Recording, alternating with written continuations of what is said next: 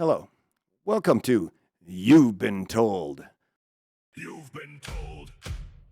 You've been told. You've been told.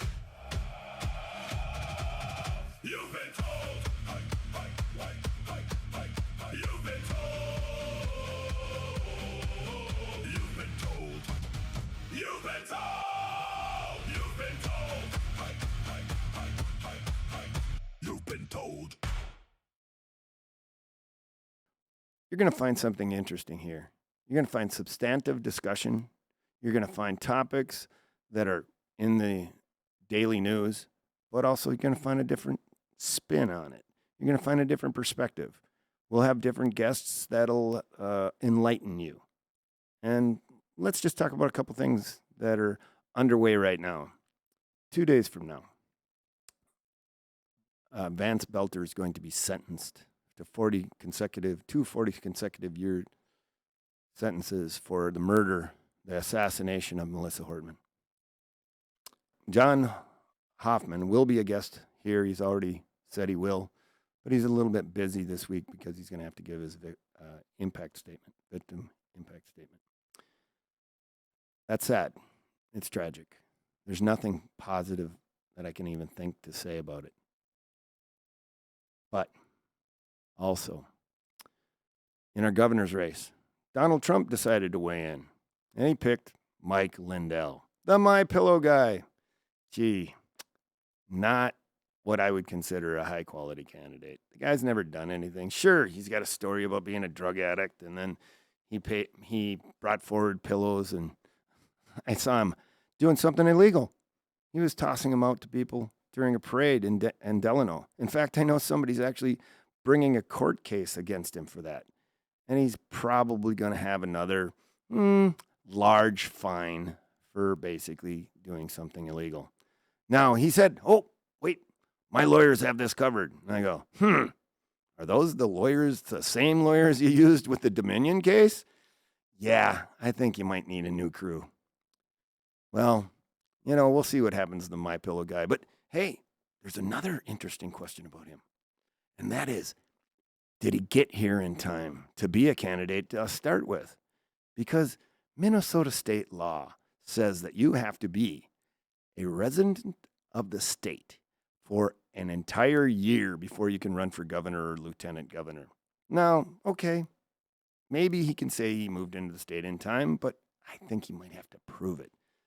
Somebody should contest that. And let's find out. Okay, let's see a utility bill. Let's see, a lease agreement. Let's see a rental document of some sort. Something that proves, other than his own two lips, what really happened.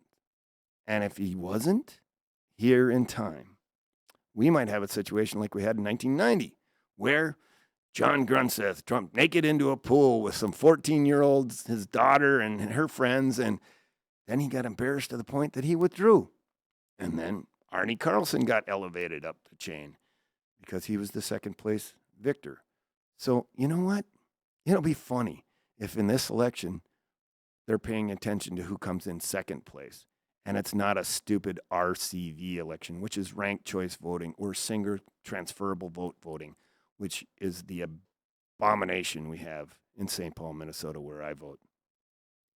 All right, that's one thing. Let's talk about something else. Right before I came into the studio, a Minnesotan sitting before a congressional committee, and he's getting grilled over the fact that they've been withholding information about how many people were injured in Iran. How many people, or actually the war with Iran, and how many people were bombed and some of the different bases that are outside of the area that Iran has been, sending drones to and whatnot. And the problem is, there's 3 people that died. They still have yet to find one of the persons. And additionally, some of these are knee scrapes. If anything happens in that area at that time, they all get reported in a command report. So, but the fact that they seem like they're withholding information that the public wants, they don't support this war to begin with. They don't feel any justified reason why we launched on Iran. And then what did it result in? Closure of the Strait of Hormuz. Now oil prices are high. Everything Trump happens to touch economically is a failure. I mean, the guy's had 5 bankruptcies of a casino. My Lord, how do you ever do that? The house always wins. But not in his case, because he was walking out the back door with money. Bags of money out the door. Then they didn't have enough to cover the chips. All right? Anyhow, you're going to have an opportunity to hear some really quality people discuss a few issues of the day. And when they get at it, they're going to get down and dirty. And I think you'll appreciate what you hear. So, welcome to You've Been Told. Checksandbalances.com is Minnesota's first digital political magazine, started in 1995. It's the site of the first paid political advertisement in the history of the internet. In Checks and Balances, we have regularly scooped traditional media. Here are some of the highlights. Jesse Ventura was governor. We were the first one to report that he'd be choosing the representatives of the Board of Regents because the House of Representatives refused to meet in joint convention when they wanted to stop newly birthed children from being thrown in dumpsters. We wrote the story that brokered the deal between the Republican-controlled House and the DFL-controlled Senate for safe places for newborns. Most recently, we were the only media resource which advanced the name of Senator Bobby Joe Champion for President of the Senate. We predicted the likely result of the 2024 legislative session, which was largely minor budget changes. As a community-based publication, we are supported by advertisement and subscriptions. And if you want to subscribe, go to the right side menu and click on membership levels. We have a free notification list for any interested parties. Remember, checksandbalances.com as your one-stop shop for online politics. Well, I want to welcome everybody to the first episode, the debut of the podcast. You've Been Told. And why did I want to do this? Well, having 30 years of experience being the publisher of checksandbalances.com, Minnesota's first digital political magazine, site of the first paid political advertisement in the history of the internet, by the way, I kind of said, I'd like to do something a little different. I've been watching these podcasts a little bit, and I appreciate other shows like Bill Maher's show. I appreciate watching the roundtable stuff that I see on the weekends and on the what I call the talking head shows on Sunday. And I think there's a lot of talent that comes from this state. And there's been a lot of things of innovation that have come from this state. And as an entrepreneur, kind of sticking my foot in the next stage of my life, I guess, climbing a new ladder. So what we're going to try to do is have a fairly freewheeling conversation. We're going to try to have diversity of opinion, diversity of individuals. And, every episode's going to be unique in its own regard. So with that said, I'd like to introduce to my left, I have Bryan Whitehead. Bryan is a very interesting character that I've met on the campaign trail, and he's actually doing something really interesting. He's trying to win a seat in one of the rubiest red districts in the state. Yeah, so we're attempting to win the state Senate seat in Wright County. And Wright County, as Shawn pointed out, is a very red county. However, it's also the fastest growing county in the state. And there are a lot of people moving in from different parts of the region.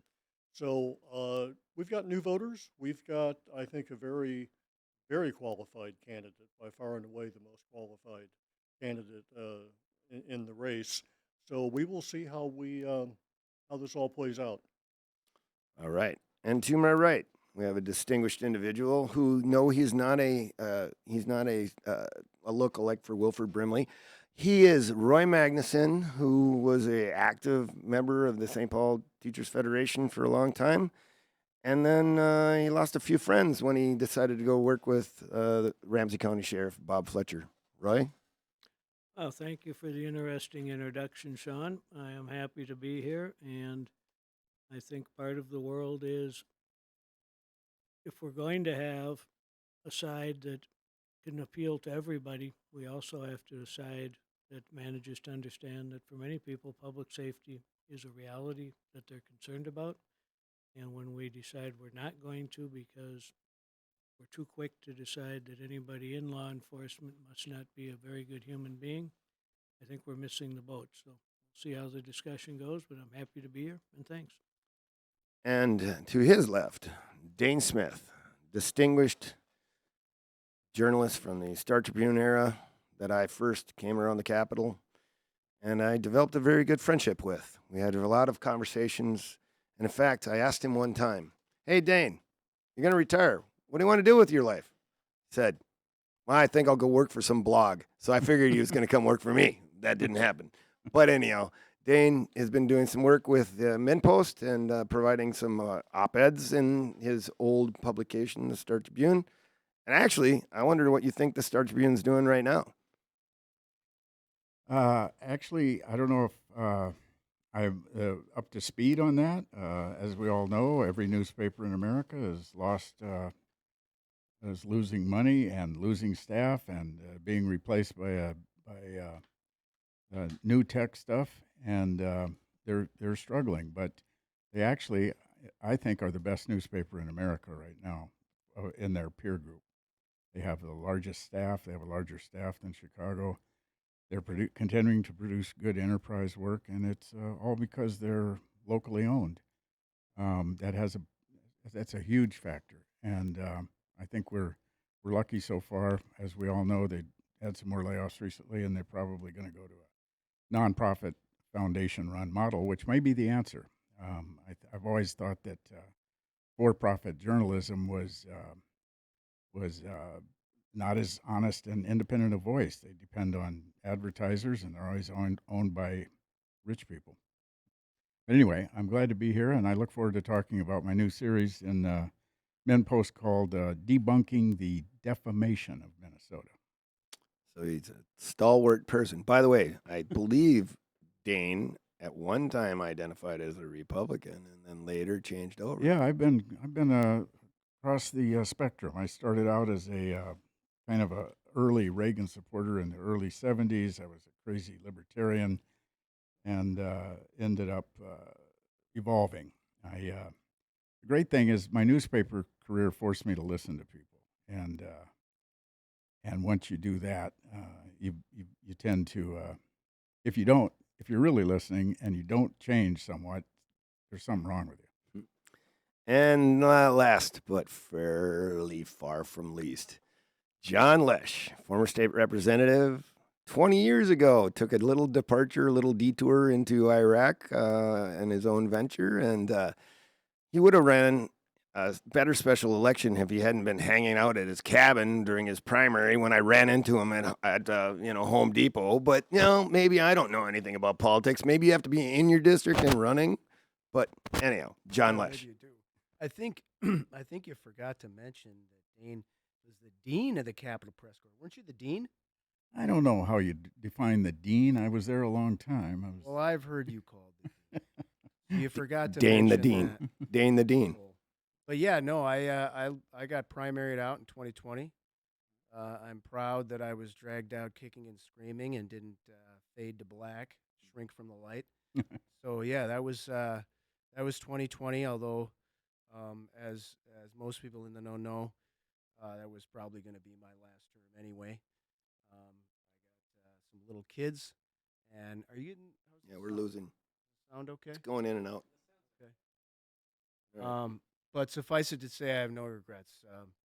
Life in the private sector has been quite nice compared to having to do things like this. Yes, well, it's always interesting to get the perspective from somebody that's been there. But as you said earlier, Dane, you called yourself something I don't agree with. And you said Has been. yes. Well, it's always been it's better to be has been than it never was. All right. So let's roll into a topic that maybe you don't have a great opinion about. I would hope you do.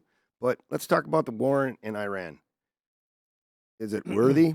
Did it need to happen? Was there a justifiable reason for it? Or did we have an idiot who the only time he ever played war games was when he played Battleship or when he played Risk?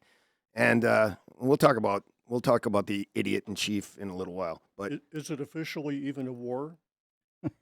I Oh, thought it was an excursion. It's been ended, I think, 5 Yeah, times. 32 times, actually, 32? by actual count. Yeah. 32 times. So And they're begging for a deal. Mhm. They just coming to the That's table. They right. really want to deal with this Mhm. weekend. Mhm. Yes. So I think the question is, were any of those 32 previous wars a war? No. Right is the question.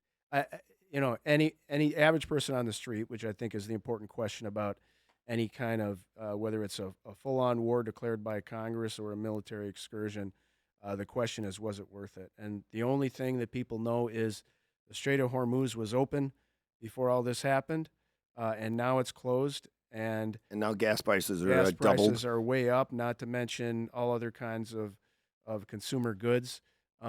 There is no way that history looks fondly upon this misadventure in Iran. It's absolutely silly. And the Iranians know it, and they know it well, and that's why they're holding out. Well, and you have experience having been in the National Guard. Did that take you on any deployment overseas? No, I didn't do any combat deployments. I did several training mobilizations we did. I was in Croatia for a while, but no, they trained us for that. And when I enlisted in 2006, we were set to go to Afghanistan, and they switched the orders to Kuwait. I'll never forget when I got in, the drill sergeant in my unit down at Sand Hill, Fort Benning, kind of admitted to the entire group, well, everyone kind of knows that there probably weren't really any weapons of mass destruction. And this was in 2009. And I was really surprised to hear, drill sergeants aren't known as the most liberal or status quo challenging individuals in the United States of America. And this, by the way, also was around the end of Don't Ask, Don't Tell.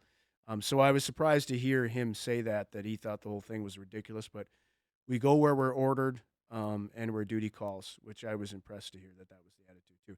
But everyone kind of knew at that time, just like everyone knows right now. If in fact you get orders to deploy somewhere that it's of questionable political motives, that affects the overall morale and esprit de corps throughout. So Trump's going to have to deal with that. Well, I think- and as a veteran at the table who served during the Reagan administration in the Coast Guard, I had to deal with, don't ask, don't tell, drug interdiction and things like that. And we didn't have the capacity to match up to, the cigarette boats that were being run by the drug dealers. We didn't have the radar that was of quality that was greater than theirs. And, it was a crapshoot all the time and a waste of time. I actually think the drug war is a fake war. It's not a war. You can't fight a war against a concept. Just like there's no war on terror. You can't fight a war against a concept. Yeah, my experience was as a U.S. Navy E-4 airplane mechanic on an aircraft carrier in the Eastern Mediterranean in 1973, and I can remember full alerts as the next Middle Eastern war was about to break out, and it's just I look back on these last 50 years, and it's like it's just a constant mess on unsolvable mess, and it's just it's spiraling even worse than it's been. And this administration, the larger issue here is how America has switched from being a good guy to a arrogant, bullying superpower that has no interest in deals that benefit both sides. Trump's Well, famous for this. The art of the deal means I win, you lose. And I wrote a lengthy op-ed in the Star Tribune just last fall about this uh, this belligerent, antagonistic attitude toward the world, and how different it was from what here in Minnesota we have been proud internationalists for since World War II. Harold Stassen was the architect of the United Nations Charter, a founding member, and our farmers that depend on foreign crops. We have a larger number of passports than most states. This is a very sophisticated internationalist kind of community that we have here. And I think most of us are just appalled at this new attitude. There's no reference to to any kind of humility or any kind of equal partnership with the world. We're going to kick ass. We're going to dominate, and you better listen. And it makes me sick. Yeah, but he's a chicken hawk. You know, he's 5 times that he had deferments, 4 times deferments, and one was then the generals called him, private bone spurs. He's a joke. He's a literal malignant narcissist, pain in the ass who has to have his diaper changed on a regular basis. Right, but he's not alone. This spirit has been alive in the American. Well, the mentality ethos. for a long I don't time. disagree with you. Yeah. The ethos. I mean, we saw it in South Carolina when they had the issues outside the church. It's been the case that we're looking at the worst side of ourselves. I mean, I really feel that we're looking at our shadows, and we're trying to, I don't know, step on them. It's just to me. I mean, I know you want to say something, John. What do you got? I just this is those negative shadows, the lesser angels of our nature, have existed throughout the republic. They've always been there, whether they exist in the Klan, Absolutely. whether and And it's Minnesota did have a very active Ku Klux Klan Just, group. I mean, you want to talk about Minnesota's pioneering efforts in eugenics in the 1920s? Okay, there. This We is had just our special. isolationists. Right, and isolationists as well. So what it comes down to is when someone gives you permission to entertain that darker side of your personality, and the president right now 100% gives folks permission to do that, which is unfortunate. But now you have children, small children. He doesn't provide a role model that anyone would ever want to emulate. Yeah, I remember when my first grade teacher freaked out because Ronald Reagan admitted he liked a lot of jelly beans. And the dentist hated it. What a poor role model. Ronald Reagan was talking about eating those jelly bellies. All your kids' teeth are going to rot. That's what was the standard for providing a poor Well, just example in remember, the early ketchup 80s. is a vegetable. That's right. That's right. No, he was the vegetable, by the way, if you want to talk about it, the vegetable in the Oval Office at that time. Sean, circling back to kind of the original question on the Iran war, I'd be curious for feedback from the group. Hegseth has systematically begun dismantling senior military leadership, Mm-hmm. firing generals that have amazing accomplishments. And I wonder how much of a factor that is. People that said no, or this is a really stupid idea, were showing the door. I think They're beheading the military. Well, I mean, there's always been the military deference to civilian leadership, but there has to be a limit to this. At some point, you have to have the adults in the military room Mm-hmm. have a voice. I Yeah, but think Pete Hegseth as a Minnesotan is an embarrassment. Yes. He's basically. he's a Tennessean now. Oh, is that? Oh, he changed his citizenship. Well, you know what? I wish he would have changed it long before he got appointed. But Well, No. any nation that does that, when you start to deplete senior military talent, you see the effects that it had in the Soviet Union in the 1950s and the 1960s, and you become completely unable to operate effectively.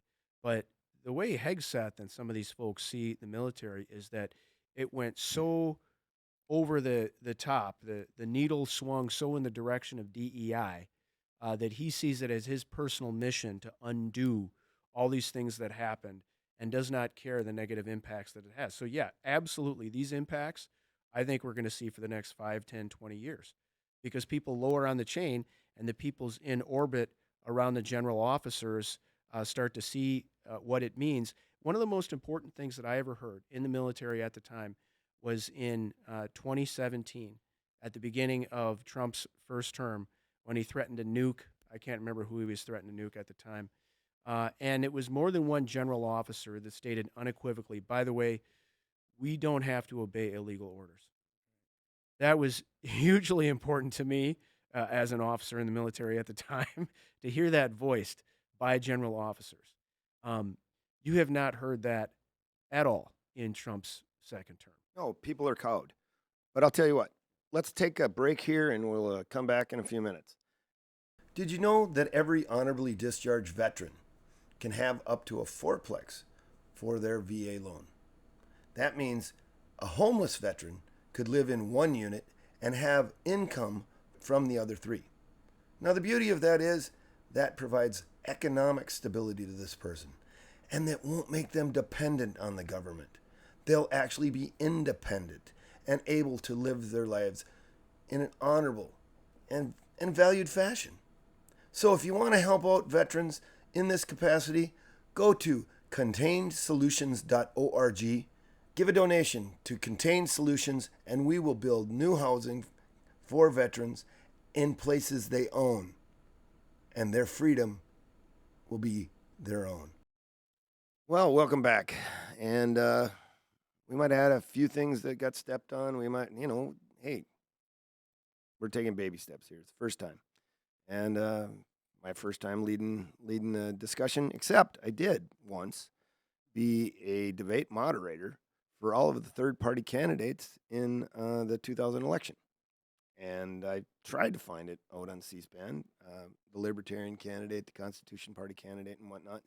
And Jesse Ventura they wanted him to moderate, but Jesse said, I don't want to do it. But Jesse sat in the front row when I actually did this moderation. It was at the University of Minnesota, where as I'm an alum of. And it was an interesting, raucous event. Jesse laughed a few times, and that made it interesting because the camera went right over to him. So, that said, let's talk about the elephant in the room, or the big orange orangutan, as I like to call him, Donald John Trump, which I think is an embarrassment. I think he's a pathetic, malignant narcissist, and I think he should be impeached. Any thoughts? Well, I don't think you'll see him impeached. I think there may be some blowback on that. Not that he doesn't deserve it, but I just don't think that's going to happen. But, Dane, you made a comment a few minutes ago that he's really the same as he's always been.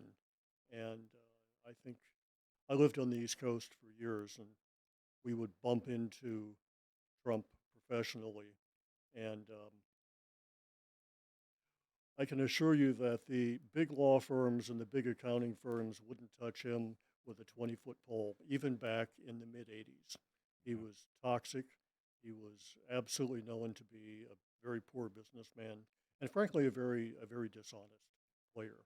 Right. Which is why the big firms, and for that matter, the big banks, have client acceptance standards that they would never let Trump in as a client. And that exclusion, I think, is fed as resentment. It's Oh, yeah. created who he is. Oh, yeah. I was with PricewaterhouseCoopers, and PwC did the taxes for Mitt Romney and had for years. He was an absolutely solid player. We valued him. Not that we did a lot of individual taxes, but he was one that we did. Trump, we would never have come close to touching this guy. Right. There's a lot of chatter out there about his competence, and I think a lot of it's wishful thinking, actually, that he is degenerating beyond an ability to lead. I don't really see much difference in what he's saying now and his behavior and what we saw in the first term. So I'm probably an outlier on that, or a dissenting voice, but he's very much alive and vital. It looks to me like flying off and chasing down crazy rabbit holes and texting all night. He was doing that before too. I don't think you're an outlier, Dane. What I think is he's the president of the United States again. Exactly. And for all of the things that he has done that many people find reprehensible, for all of the times he has cheated people, for all the times he has been on the edge of lawlessness and skated, he is the president of the United States. In his mind right now, why should he listen to anybody who tells him that he knows, that they know better than he does? The first term, he was new to it. The military generals were intensely a check. He was angry at him. He has now surrounded himself with opportunistic people who have decided that he's our vehicle.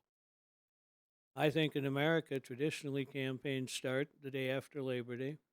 I think when we get to that September 3rd or whatever it is this year, until Election Day, and then until January 6th or whatever it's going to be when people are supposed to be sworn in, it is basically going to be the fight for the survival of the American Republic. Because I don't believe he is going to let it be business as usual. And I don't think that business as usual is going to end up having the transfer of power that's going to occur. I spent a career for 20 years teaching AP U.S. history, but there was always a long pause at the election of 1800 when, in essence, Adams said, we lost as Federalists, and Jefferson, you as Democratic Republicans won, and we're going to let power change. And over and over and over again, Nixon in 60 with Kennedy, Gore in 80 with Bush, we let power change, and we accepted it. And that bit about the we, the idea that we is greater than me. He doesn't have that because he's never been a team player. He's never been on a team to speak of. I'm concerned. I also think that the biggest mistake that the Trump administration made for their goals in September to January 6th was coming to Minnesota last winter, and the template was showing there's a way you can fight back, and at some point in time, I don't think there's going to be a willingness in the American military or most of the American police to shoot Americans on behalf of Trump, but it may come down to that. And on that cheerful note, I'll be quiet. Well, and that's why I think the elephant in the room is not Donald J. Trump. I think the elephant in the room is the American people Truth. that elected this guy twice. Word. And that's something that we really have to think about. And the fact that a guy like that, a huckster, has the ability to do what he did in the 80s when none of the firms on the East Coast would have anything to do with him, and yet somehow he was able to convince the people of the United States that, yeah, enough votes should go to him, should scare the hell out of us. And what is our response to that? Are we reacting to say, no, let's recenter this? Roy, what you were just talking about, that principle of the we. Donald Trump tapped into the fact that that principle of we has been fading for years. And that was before 9/11 when W told everyone who asked, what can we do? That was before he told them to go shopping, support the economy, feed yourself. Okay, that we had been, that principle of what we do collectively. The only way that we reestablish it is on the ground, like what happened here during Operation Metro Surge this winter. That was significant. And now you're seeing things starting to happen in Maine, Houston. but Maine brings up another point of what do we do regarding who we hold up as candidates. Okay, the Senate candidate in Maine just bowed out after an accusation. Okay, and as a defense attorney, someone who believes that the Constitution is ahead of everything else, it makes me really nervous when simply an accusation can turn the tide of an entire election. Okay. But look at Donald J. You want to talk about accusations, 34 felony convictions. I mean, the ship has so far sailed on that side of the aisle. They don't even care. All they care about is, hey, can we get our guy in and win? So we got to find a sweet spot here. He did finally pay the $5.6 million to his rape victim, though. He did. Yeah, give him some credit. It's high time. Okay. The guy can write a check, I guess. Actually, it was held in escrow. So Yeah, all but we had to he do probably was- wrote it in Bitcoin. But we got to find out how we manage ourselves. Dems have to find out how we manage ourselves as a party. Like I said, I think with the Republicans, the ship has sailed, and it's worked for them. It's worked for them twice. Now they'll say that it didn't work once because we had January 6th. But we cannot win again until we get on the same page. I'm on the board of a group called Clean Elections Minnesota, and we're everywhere we can be in meeting the threat to the elections in November. The attack is multi-pronged. It's coming from a lot of directions. Mail-in ballots, not counted, demanding data that that the federal government's not entitled to. Just a complete abrogation of the American tradition of states running their own elections, and it's all designed to suppress the vote, disenfranchise people, and I am quite concerned, even though Secretary of State Simon and others are meeting this threat pretty effectively so far. I don't think we've seen the last of this. This is clearly a top priority for the President of the United States, is to interfere with this election in a way that he doesn't lose the majorities in the House and Senate. That's why he And fired. there's That's more why he coming. fired the Elections Advisory Commission. And you Well, know, this is and the that's question that's that- a hostile act. I have to ask this, Sean. This is the question. In light of what Dane said, the younger generation now thinks that none of the old, well, I should say none of the old principles, but many of the old principles are not worth saving.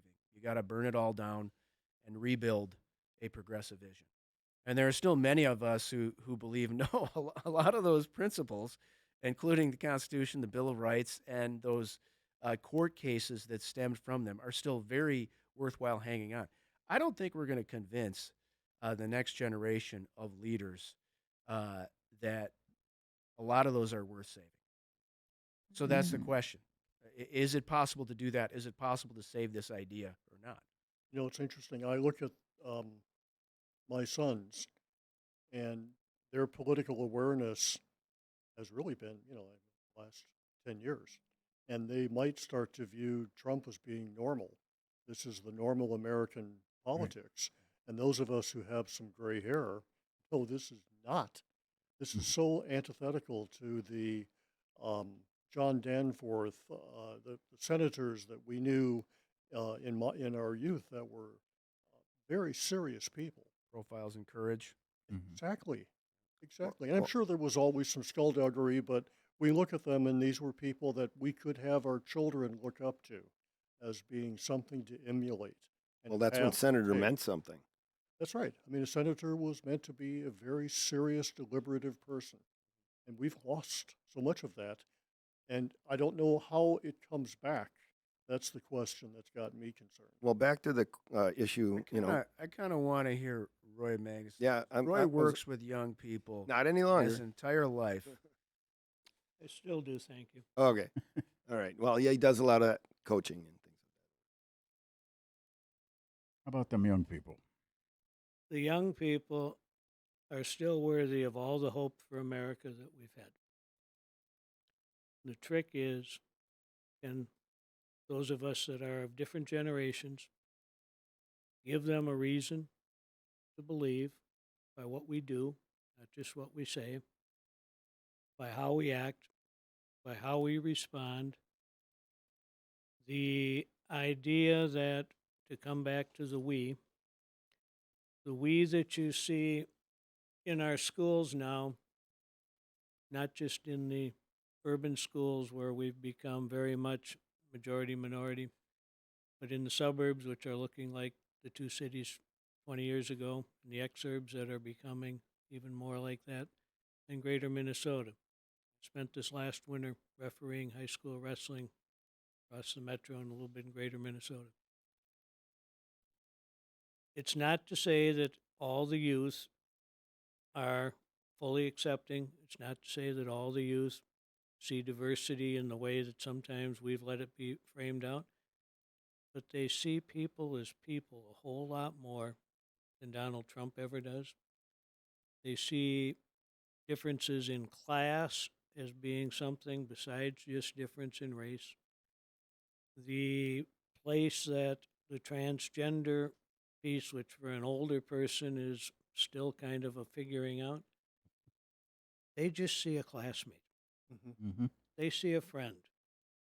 And they see what I think we wanted to do 50 or 60 years ago in the civil rights movement. If somebody wants to be called this, they're my friend. That's what I should do. And nobody should be treated differently because they're different. That part still gives me a great deal of hope. And that's not what they're going to attack if they succeed in stopping. They're going to attack the different things. They don't attack treating people well. They attack diversity, inclusion, equity as a something that must be bad. They don't attack the vast majority of the world interacting as people try to figure out how they want to identify. They look at one very tall 6'1" guy who wins races or swimming meets, and they hit a chord with many people because, to a certain degree, it does seem unfair. And we don't defend well. We get, in the case in Minnesota very recently, the Hmong American 40-some-year-old being deported because, in a culturally different time, he committed a pretty heinous crime. A lot of my Hmong American women friends are just outraged that he was pardoned because at some point in time, wrong was wrong. And there's a political dynamic. It's the governor and the attorney general and others giving the middle finger to the president, and the president then giving the middle finger back. But our side is tough because we try to bring everybody in. And that means we have hard calls. The one I just brought up is a hard call. And when our side gets divided, we get weaker. Starting after Labor Day, it's going to need to be a version of all hands on deck. And my role as somebody in my age group and other places is going to be to help encourage people who have been showing up and standing up. We have to keep doing it. Yeah. You have a microphone with your writing. It's going to be doing the right thing it's going to take a risk. It's going to be like Metro Surge. People took risks. It's going to be messy. But if we don't do it, we're going to lose. A friend of mine, he and his daughter got together and they actually filled up water balloons. And when Nick, whatever his name is, the idiot guy that wanted to burn the Koran, they threw water balloons on him in the middle of the winter, and when it was freezing out, and he ended up shuffled off. And I laughed. I thought it was a great thing. But I want to go back to the issue in the context of Trump was elected by, in his first term, a majority of people that had less than a high school education. Now, that's a testament to how the intelligence quotient of his electorate is not determined that way by academic success, but honestly, if somebody that can't even make it out of high school is the one that's determining what's happening in our nation, we have a solid problem. No, that's called democracy, Sean. Anytime we start sounding like snobs as Dems, it gets us in trouble. So yeah, that's true. That probably a majority of people have less than high school education. Man, that's you go take a look at the map of Minnesota. When I first got elected, there was red and blue all over the place. Now it's blue in the metro. There's a couple splashes of blue, and the rest of it's all red because they know that we're snobs about that. It's regional Be centers. extremely careful. Regional centers. Right. You got a college in your town. Yep. Or a major manufacturer. That's it. Well, and Probably not even the latter. on that very point, the Republicans have been regularly wanting people not to be able to register to vote when they're in college because they don't like you as a student coming and controlling their city council election or controlling their school board election or participating in bulk against the local town. But we have to be, the fact that we had the entire range in all the way up until 2008, it was all blue, legislative districts and congressional districts, and now we don't have any legislative seats up there anymore. Should tell us that we got to be careful about being perceived as snobs. Well, with that, that note, I just want to chime in and reaffirm what Roy was saying about young people. I'm coaching young journalists at St. Thomas. These are high school kids who are aspiring journalists, and I am just thrilled to be doing this work because they're smart, they're savvier than I was at that age, and in general, I find out that hanging out with young people just is the answer for me. That I come away always more optimistic about our future, and I like what Roy said about that being our future, and I think the idea that this progressive energy is all bad for unity is just not true. I think that zeal is what we felt in our youth, and it's going to serve us well. well, as it's been said, the passion of youth and so if you're a liberal in youth and you're a conservative in old age is kind of a paraphrase of what they used to say about Churchill's quote. He Well, never said it. but- That is me. I was conservative as young, and Oh, you went backwards in word. and therefore stupid or no heartless. And now I'm practically a socialist. And I I'm can see old, it. and so now I'm stupid. No, you have a bleeding heart right on your sleeve. I can see it. It's partially an inevitability though, and it's not just people aging and getting more conservative, or whether you want to, I guess, soft pedal it and say pragmatic. But I remember in 1997, I interned in the Minnesota House. That's when I And met you. That's right, and I remember the Defense of Marriage Act back then, and I remember the number of Democrats that voted for the Defense of Marriage Act, saying marriage is only between a man and a woman. Included Wellstone, actually. Yeah, and watching, and because so many legislators stick around so long, some of those folks were still there in 2013, And they were in the minority. when no, in 2012 we regained the majority because we won so we overturned that in 2013, marriage equality, and that is a very 16 years is an extraordinarily short amount of time in politics to have, well, I guess I should say in social change. When you say how long did it take to get women's suffrage, how long did it take to pass the Civil Rights Act, we're talking multiple generations. So that's something that is happening right now too. Is change is happening in certain areas extremely fast. Yes. That leaves some people just kind of standing there without knowing what really happened. Right. Well, I'll say this, and we're going to close here in a minute, but I've talked to Ken Martin. I am looking at doing a Restore Checks and Balances campaign, and actually, if anybody wants to join me, reach out. Find me on checksandbalances.com. But the Restore Checks and Balances campaign is intentioned to basically be a front to Donald Trump and all of his ilk. And what I'm intending to do is go backward in time. Let's go back to Schoolhouse Rock, and we're going to make some commercials that are going to be cartoonish. And Team Liberty is going to come forward, and we'll see different characters, but diversity will be involved. And I'll say this in this close. I named it Checks and Balances after Article 53 in the Federalist Papers, and it's a really worthy read. The idea of sharing power, the idea of a check against a specific power, a specific force.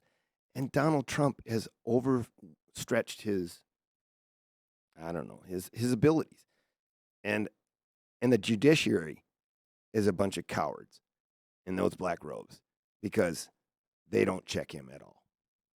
And that's it. So thank you for participating, everybody that's been here.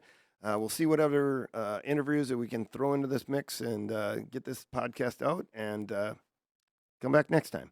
Well, there you go. The first episode of You've Been Told, or You've Been Told, is in the can. Or not quite yet. That's when Mark's going to do his magic. You ready to do some magic there, Mark? Yeah, well, I'll do my best. We've got a few clips to edit together, and really just a matter of going and doing the work, and we've got a little time to do it, so All right. hopeful. Well, I hope you felt the subject material was of value.